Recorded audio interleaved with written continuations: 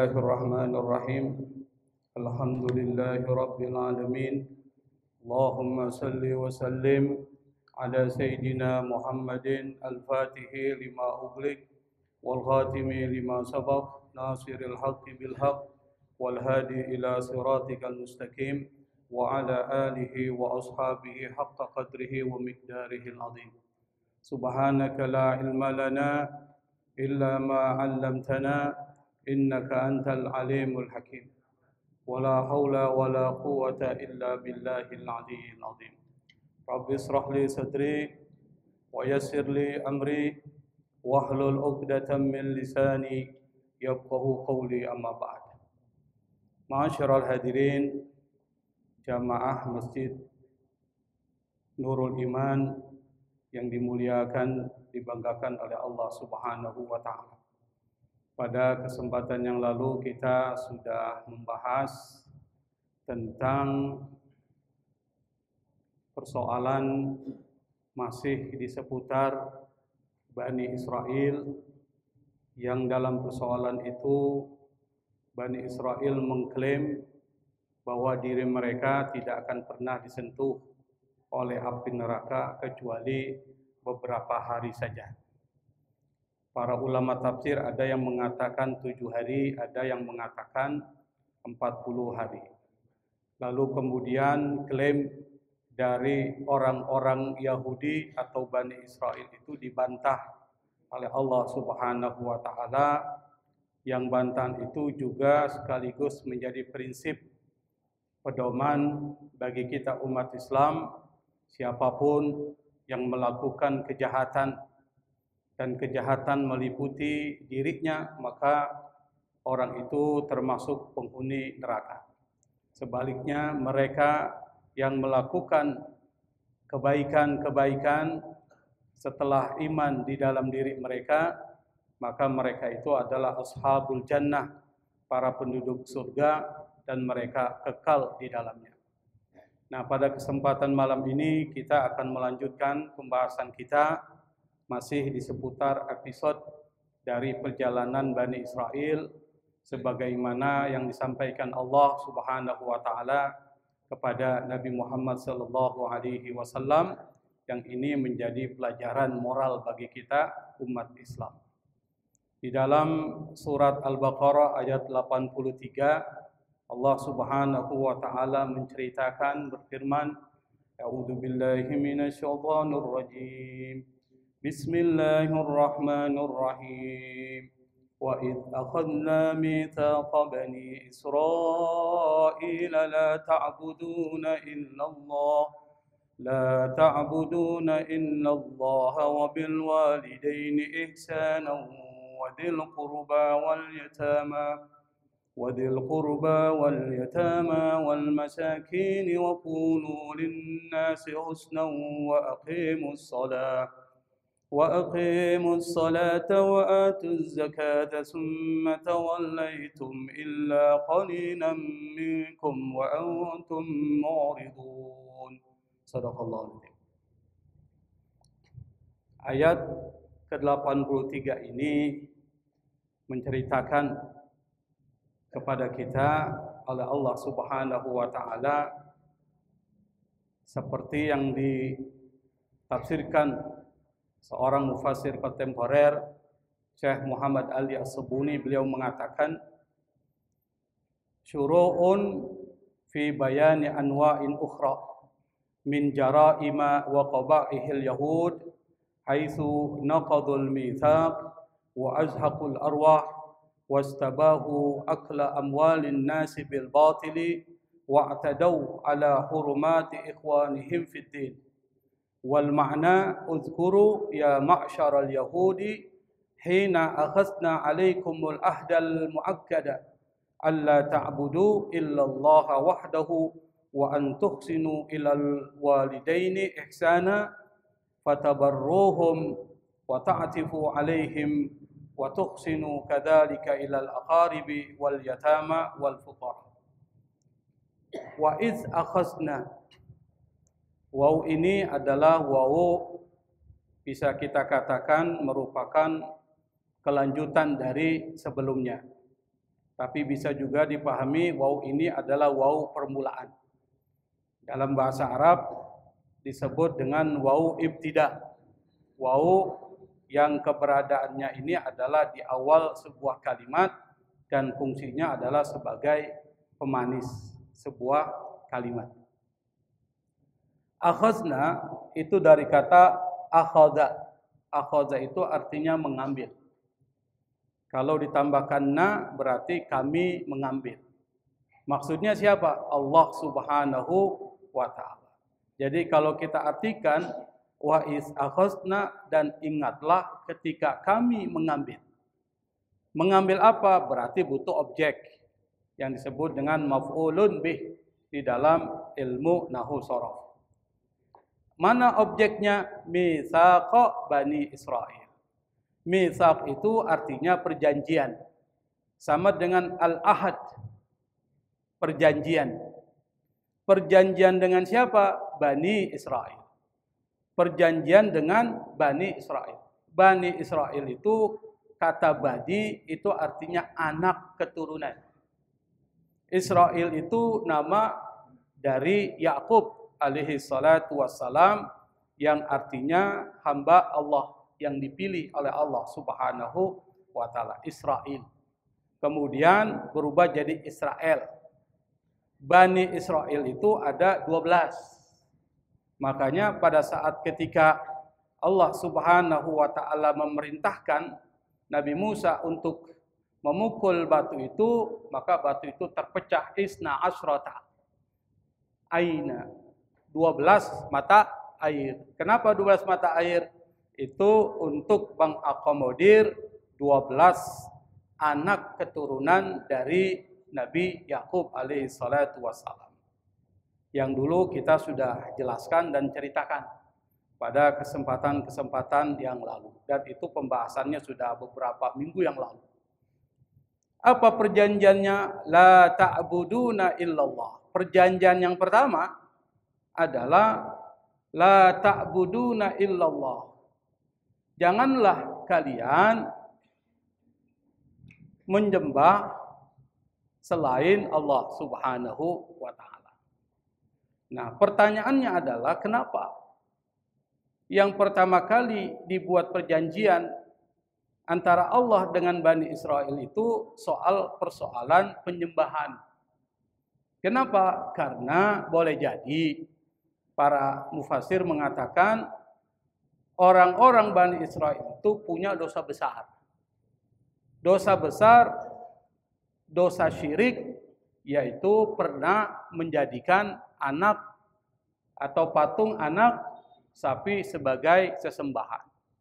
Di dalam keyakinan umat Islam, menjadikan sesuatu sebagai Tuhan selain Allah itu bisa membuat seorang menjadi murtad, menjadi syirik. Nah, murtad ini pengertiannya banyak Pak, dijelaskan di dalam agama kita. Bukan cuma sekedar keluar dari Islam dan itu menjadi syirik, tapi banyak perkataan-perkataan dan perbuatan-perbuatan yang kalau dilakukan itu bisa membuat orang jadi kafir, bisa membuat orang jadi murtad. Pada kesempatan kali ini saya nggak akan jelaskan karena penjelasannya itu panjang lebar. Tapi salah satunya adalah ketika kita melakukan ritual umat agama lain selain Islam, maka itu bisa membuat orang itu keluar dari Islam.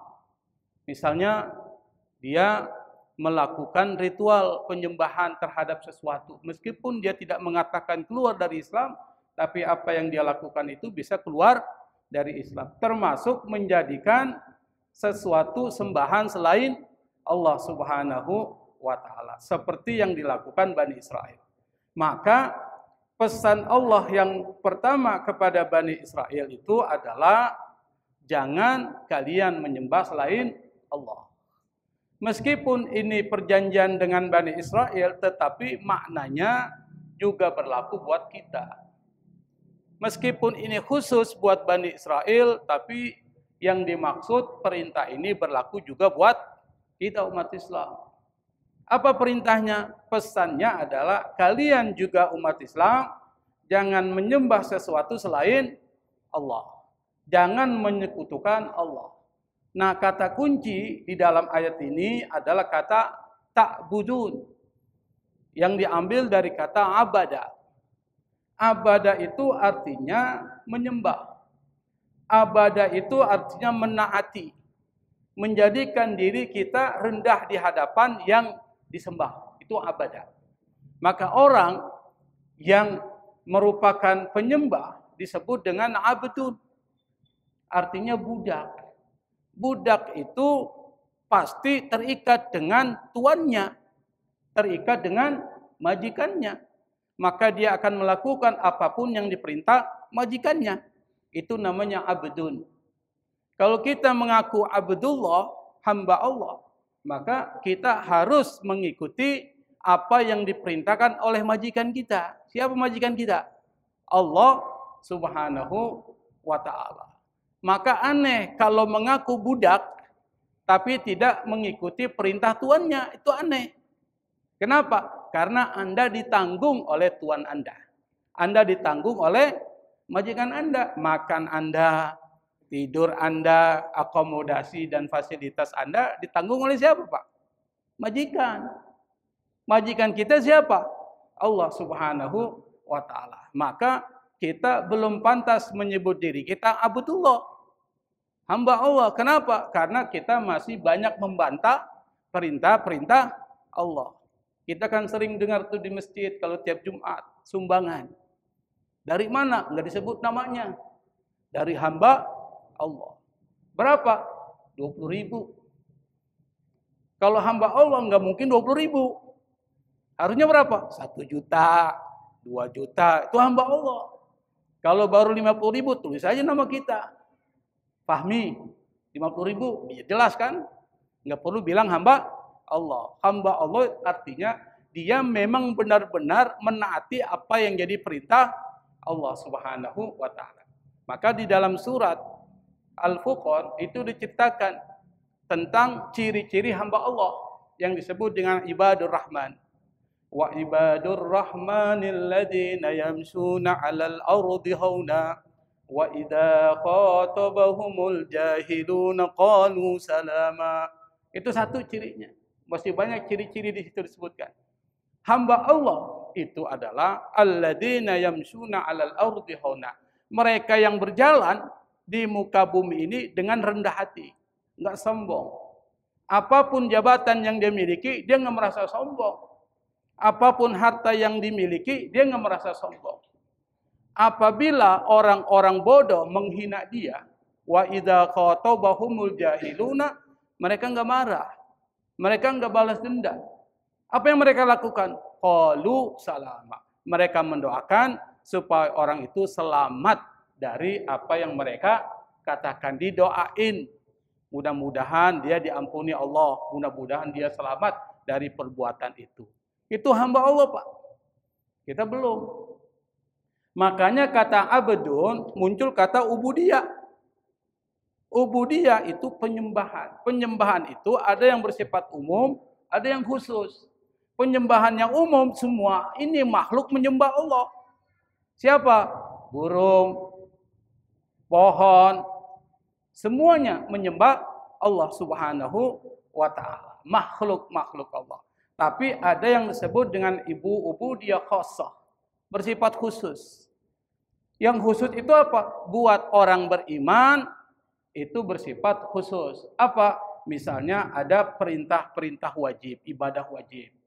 Maka disebutkanlah yang wajib-wajib ini. Kalau kita enggak disebutin, kita enggak tahu mana yang wajib. Misalnya apa? Salat. Apalagi? Puasa, zakat. Apalagi? Haji bagi yang mampu. Wajib bagi yang mampu. Dan banyak ibadah-ibadah wajib lainnya disebutin oleh Allah, diinformasikan. Karena kita enggak tahu. Yang wajib standar. Siapapun bertanggung jawab dan berkewajiban melaksanakan itu kalau ngaku sebagai hamba Allah. Wajib. Makanya kalau ditinggalin dosa dia. Berarti Anda melanggar. Tetapi yang bisa mengangkat derajat orang menjadi dekat dengan Allah Subhanahu wa ta'ala itu ibadah-ibadah sunnah. Setelah wajib dia laksanakan. Ibadah-ibadah sunnah itu yang mengangkat orang menjadi kekasih Allah. Maka nggak boleh ada orang mengaku kekasih Allah tapi tidak menjalinkan syariat. Itu bohong dia. Atau ada orang mengatakan, nih anak kecil ini udah jadi waliullah. Nggak mungkin anak kecil jadi waliullah. Emang amalan apa yang bisa dilakukan sehingga jadi kekasih Allah? Untuk menjadi kekasih Allah, ibadah wajib dilaksanain, yang sunnah-sunnah nggak ditinggalin. Tuh. Makanya Allah dalam hadis qudsi pernah mengatakan, bedakan hadis qudsi dengan Quran. Kalau Quran dibaca pahala, hadis qudsi dibaca enggak pahala, tapi mempelajarinya dapat pahala. Apa kata Allah? Ma taqarraba ilayya 'abdun bin nawafil ba'da maftaratuhu alaihi hatta uhibbah.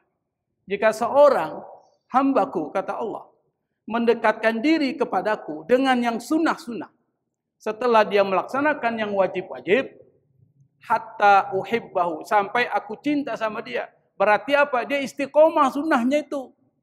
Kalau dia sholat sunnah, dia nggak pernah tinggal. Kalau dia puasa sunnah, nggak tinggal-tinggal itu, nggak bolong-bolong. Itu namanya hatta uhibbah. Sampai aku cinta sama dia. Kenapa? Dia istiqomah. Fa idza ahbabtuhu, kata Allah, kalau aku sudah cinta sama dia, kuntu sam'ahu alladhi yasma'u bi. Aku akan jadi telinga yang dia gunakan untuk mendengar. Wa kuntu basarahu alladhi yabsuru bi. Aku akan jadi mata yang dia gunakan untuk melihat.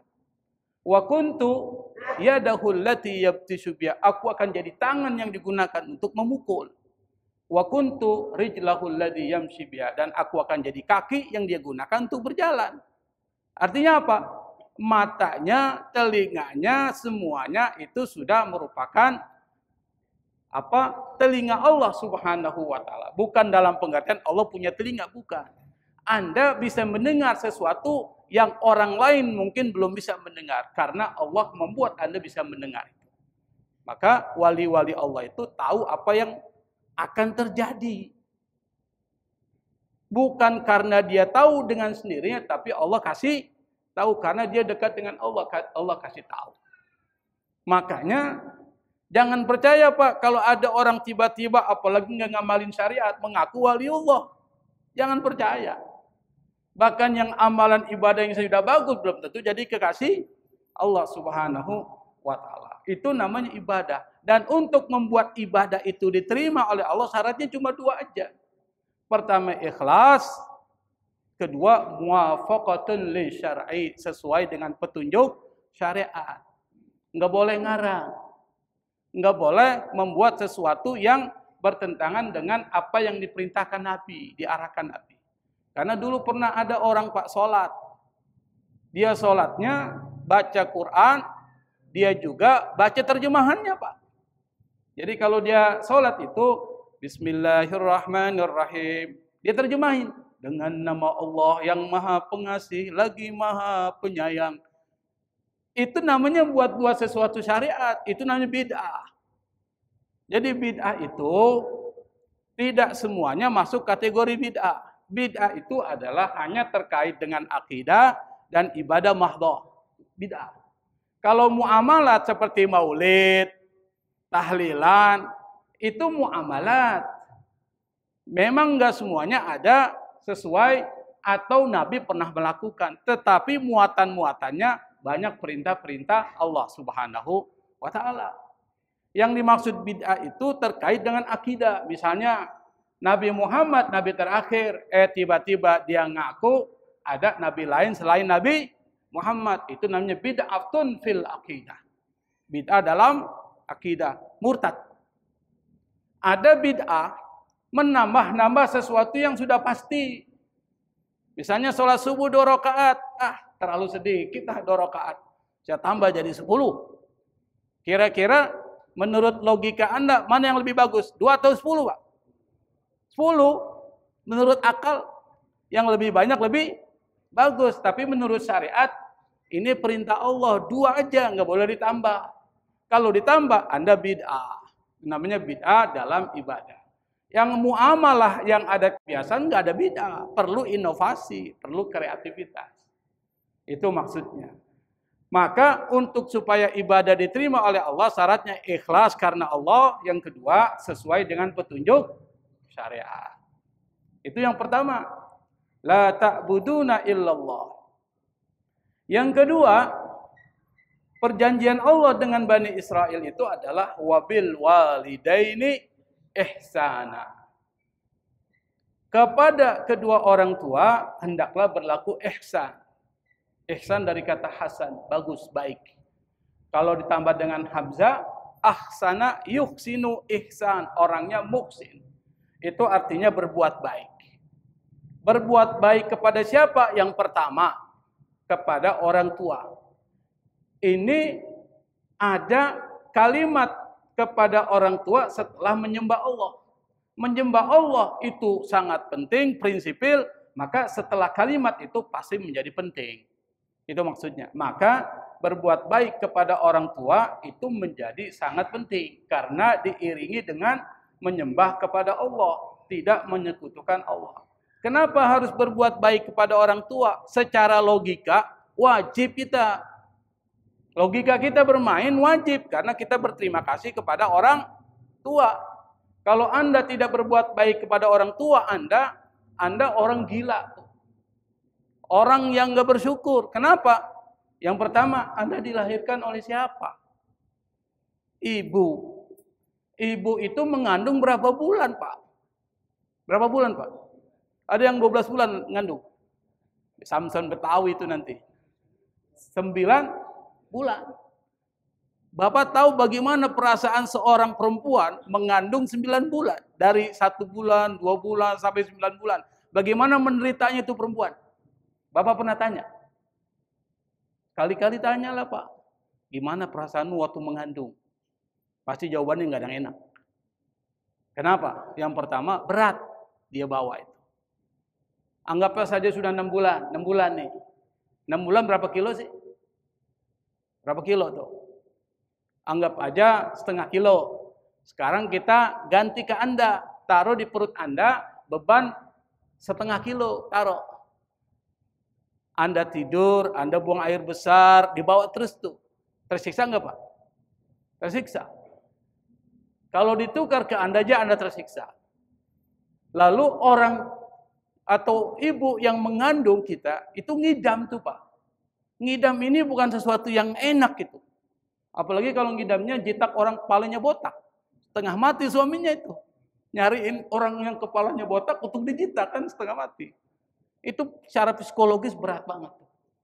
Itu selama berapa bulan? 9 bulan Pak berat. Setelah 9 bulan dia ngelahirin. Antara hidup dan mati.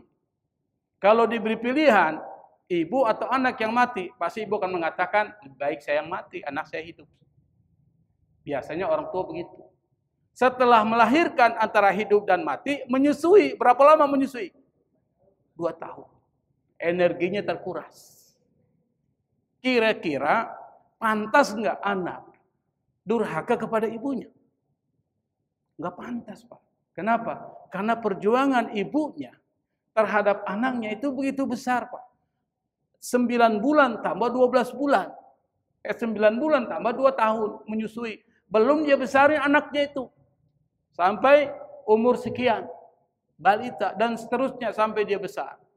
Bagaimana? Maka anda heran kalau yang pertama kali berbakti itu kepada ibu.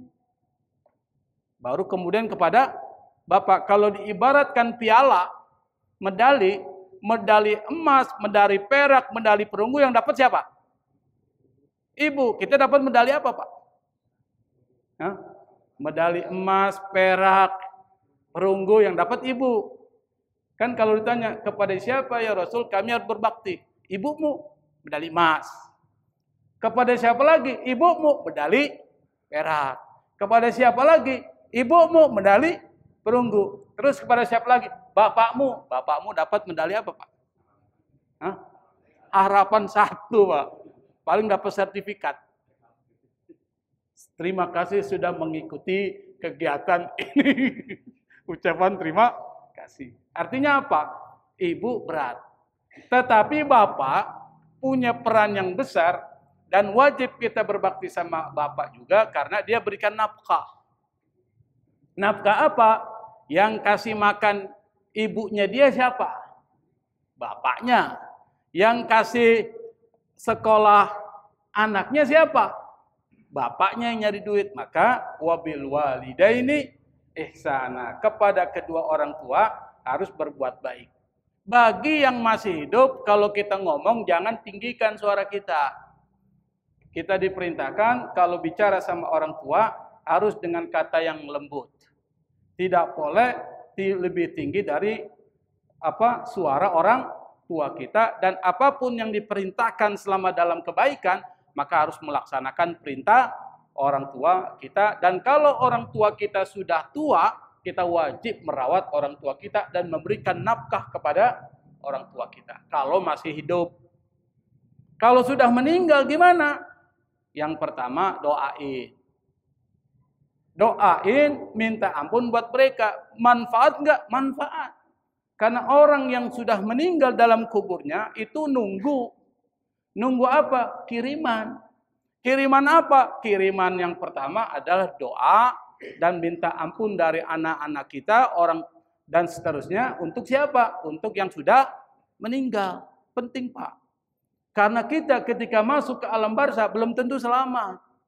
Bisa jadi ada azab yang kita hadapi. Azab itu ada azab yang terus-menerus enggak terputus sampai hari kiamat, orang kafir. Tapi kita mungkin ada perbuatan-perbuatan kita yang dosa. Dosa besar atau dosa kecil. Kalau dosa besar diazab di dalam kubur kita. Tapi enggak selamanya sampai selesai urusan. Kalau ternyata dosa kecil diazab sampai enggak selamanya, hanya beberapa saat saja. Makanya yang bisa mengurangi siksa kubur kita itu salah satunya adalah orang yang baca tahlil pada saat hidup dikirim kepada kita tuh. Makanya doa orang tahlil itu Allahumma ja'al wa taqabbal thawaba ma qara'nahu minal Qur'anil azim. Ya Allah, terimalah dan sampaikan wa ausil, sampaikan pahala dari apa yang kami baca. Apa? Quran, tasbih, tahlil, tahmid, salawat. Bermanfaat enggak? Semuanya itu ada dalilnya. Sebagai contoh, saya beri contoh. Nabi satu ketika Pak pernah lewat dua kuburan. Dua kuburan nih. Nabi bilang, ini kedua kuburan ini sedang diazab nih penghuninya. Kok Nabi tahu? Ya diberitahu oleh Allah. Karena Nabi adalah kekasih Allah. Allah kasih tahu. Wa ma yu'adzabani illa likabir. Mereka ini tidak disiksa kecuali melakukan dosa besar. Berarti dosa besar bisa membuat disiksa kubur. Lalu kemudian Nabi berkata, mereka ini disiksa yang pertama karena kalau kencing itu tidak di tempat yang tersembunyi. Atau kalau kencing tidak pernah bersih. Ceboknya enggak bersih. Istinjanya enggak bersih. Jadi harus bersih. Maka dalam fikih diajarkan tuh bagaimana istinja yang bersih. Yang kedua, orang yang suka nyebarin fitnah dan suka ngadu domba. Namanya dzul wajhain, dua muka. Di satu sisi dia ngomong A, satu di tempat lain ngomong B, diadu tuh. Itu namanya dzul wajhain, bermuka dua. Itu termasuk dosa besar. Akhirnya Nabi ambil pelepah korma, Pak. Kemudian dibelah daun pelepah korma itu dibagi dua. Satu ditaruh di tempat orang yang disiksa, yang kencingnya nggak bersih. Yang satu ditaruh di tempat orang yang suka mengadu domba.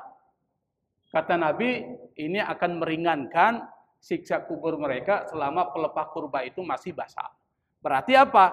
Berarti ada peringanan atau keringanan siksa kubur. Berarti nggak selamanya. Itu maksudnya. Makanya doa-doa yang dikirimkan oleh orang yang masih hidup penting. Apalagi untuk orang tua kita. Termasuk sedekah. Itu bisa meringankan apa? Siksa kubur. Satu cerita lagi, Pak. Jadi ada orang masuk ke kuburan. Kuburan nih. Tapi ceritanya gini, ada seorang ibu. Ibu ini dalam mimpi banyak orang disiksa. Setelah itu ibu ini Dimimpikan pada mimpi kedua, lagi senang wajahnya, ceria. Ditanya dalam mimpi itu oleh Hasan Al-Basri, seorang ulama tabi'in, ulama sufi, ditanya, pada saat yang lalu saya bermimpi, ibu ini dalam keadaan disiksa, kok sekarang senang, gembira. Apa dia bilang? Tadi ada orang datang masuk ke kuburan, ke makam, Ober lah. Datang, setelah dia masuk ke kuburan, dia baca salawat, baca Fatihah.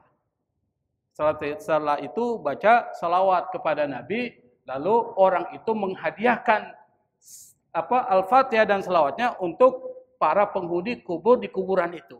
Akhirnya ada 500 orang yang ada dalam kuburan itu diringankan azabnya oleh Allah Subhanahu wa taala. Karena apa? Karena kiriman Fatihah dan salawat yang dikirimkan orang yang masih hidup yang masuk ke dalam kuburan. Makanya kita misalnya kalau setiap hari habis sholat 5 waktu, jangan lupa kirim Fatihah.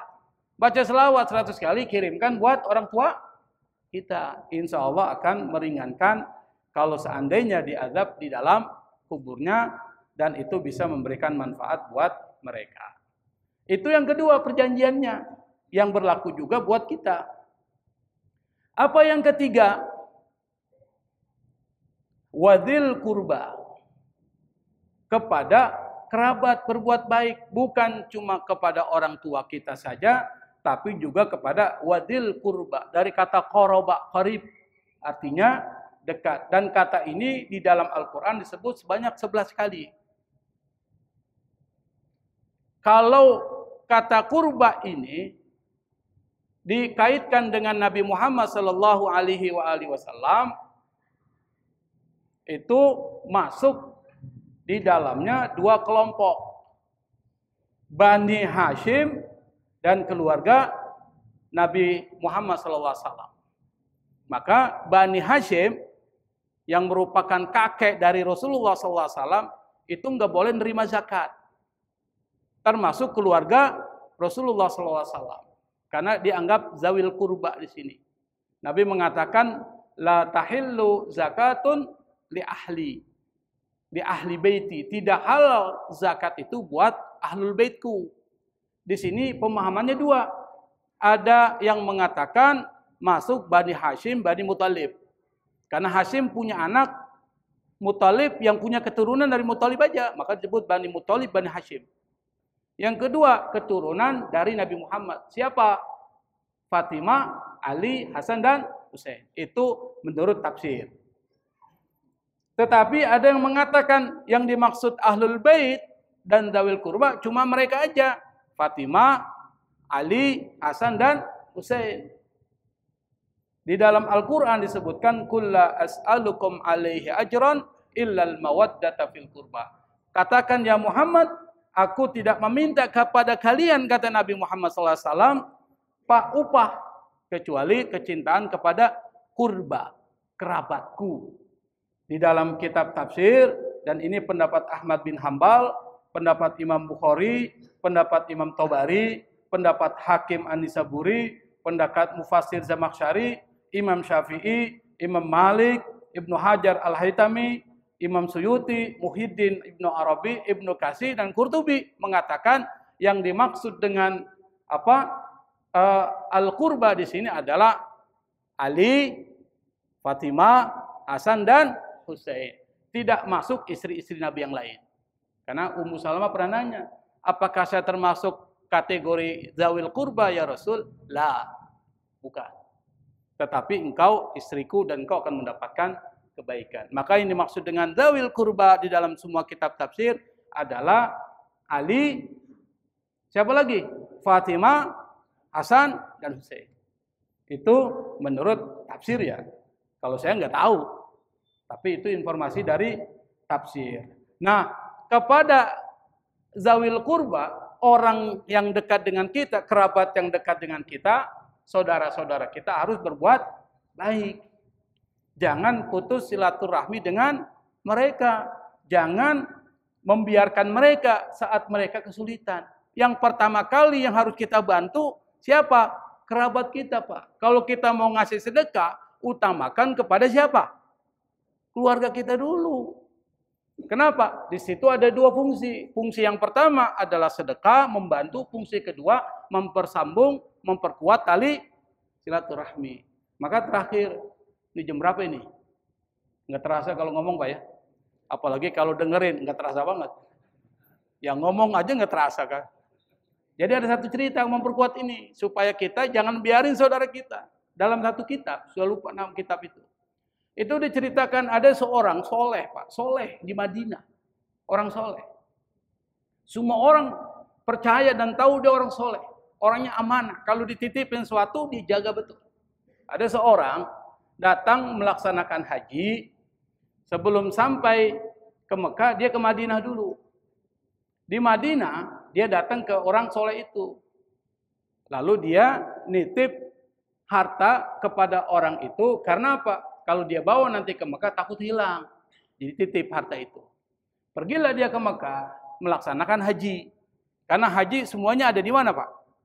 Di Mekah. Nggak ada di Madinah haji itu. Ritual haji di Mekah. Setelah selesai haji, balik dia ke Madinah untuk ziarah ke makam Rasulullah SAW.